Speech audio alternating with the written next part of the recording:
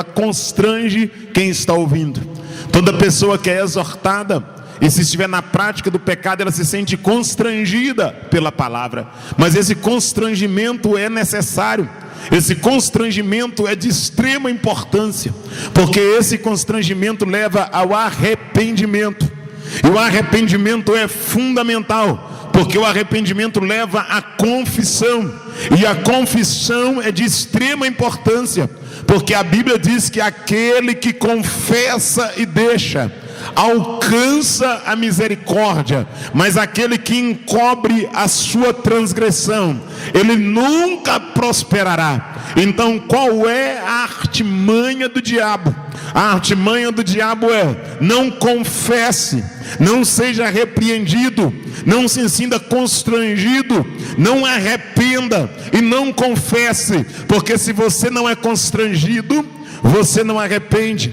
Se você não arrepende, você não confessa. Se você não confessa, você está na igreja, mas não sobe com a igreja. Você prega para a igreja, mas não sobe com a igreja. Você canta para a igreja, mas não sobe com a igreja. Você rege na igreja, mas não sobe com a igreja. Você coopera na igreja, mas não sobe com a igreja. Você varre a igreja, mas não sobe com a igreja. Você auxilia, você ajuda, mas você não sobe, porque o pecado está te cominando. Porque verdadeiramente aquele que está na prática do pecado e que não confessa o mesmo, e que não produz fruto de arrependimento, é comparado a um sepulcro calhado. Tem aparência de que vai, mas não vai. Tem aparência de que sobe, mas não sobe. Tem aparência de que adora, mas não adora. E esta é a realidade. O diabo está tirando dos púlpitos, mediante uma palavra de autoajuda, a palavra exortativa. Porque sem a palavra exortativa, o noivo dorme com a noiva e toma ceia. O namorado pega e dorme com a namorada e toma ceia. Alguém adultera e toma ceia. E tomar ceia, cantar, pregar, pular, relampear, não é garantia de que vai subir no arrebatamento no grande dia do Senhor. Por isso que precisamos ser exortados. É por isso que o apóstolo Paulo disse: exortai-vos uns aos outros. É por isso que precisamos ser o tempo todo corrigidos pela palavra. É melhor ser corrigido aqui que não morar na eternidade. É melhor ser exortado de que perder os céus, que deixar de entrar na glória. Você e eu não precisamos ser paparicados, bajulados.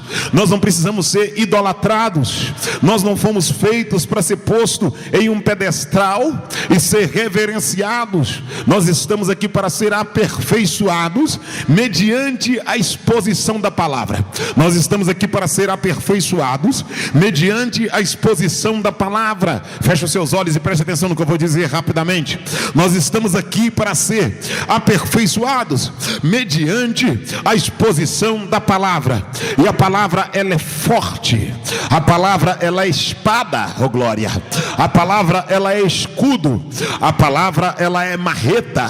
A palavra, ela é fogo, oh glória. A palavra, ela é vara, oh glória. A palavra, ela é cajado, oh glória. A palavra, ela é pão, ela é água, oh glória. Aleluia. Mas a palavra também, ela é vara que corrige, que açoita e que nos dá a revelação de que é necessário andarmos em santidade na presença do Senhor. Depois que Jesus falou a respeito dos eventos que hão de ocorrer antes do arrebatamento da igreja, a respeito dos sinais na terra, dos sinais em meio à sociedade, no capítulo número 25, do verso 1, Jesus vai falar em parábola da seguinte maneira: então o reino dos céus. A primeira coisa que eu quero deixar claro aqui para nós, no verso 1 do capítulo 25 do Evangelho de Mateus, Jesus diz que então o reino dos céus. Então existe um reino nos céus. Nós precisamos ter essa consciência de que existe um reino nos céus. Existe uma estrutura real preparada por Deus. Vem comigo, por favor. Existe uma estrutura real preparada por Deus.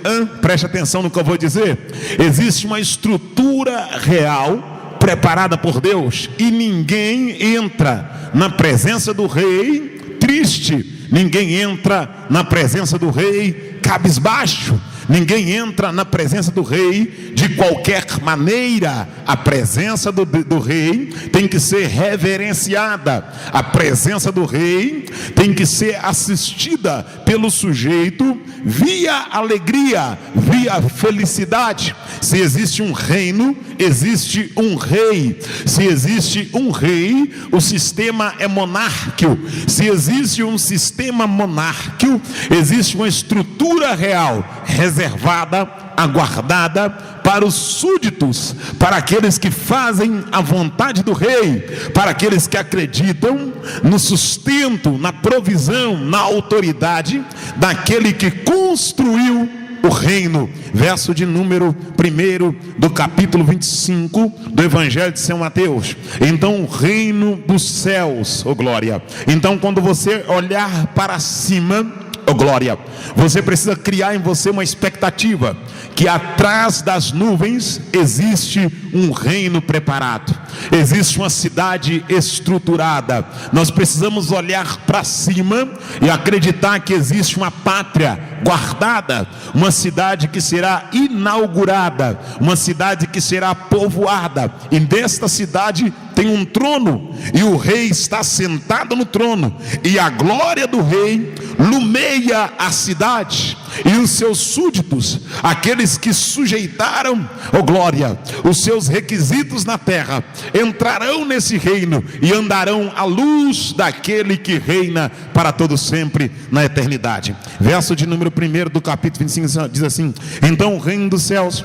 será semelhante a 10 virgens. Quando se fala de 10 virgens aqui, fala de pureza, se fala de inocência. A igreja que será arrebatada é uma igreja que tem pureza, é uma igreja inocente, não é uma igreja maliciosa, cheia de maldade.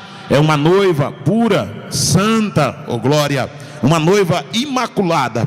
Então o reino dos céus será semelhante a 10 virgens que, tomando as suas lâmpadas, tomar aqui não é no sentido de ingerir, tomar aqui é no sentido de pegar, segurar, fazer posse de lâmpada. Lâmpada aqui é objeto que produz claridade, que lumeia. Então se subentende que se as virgens estão carregando lâmpadas, elas estão andando no escuro, elas estão andando no escuro. Então este mundo é um mundo de trevas. Lâmpada é um objeto que se usa para iluminar ou para clarear, e se a lâmpada é usada para clarear, ela vai me dar acessibilidade.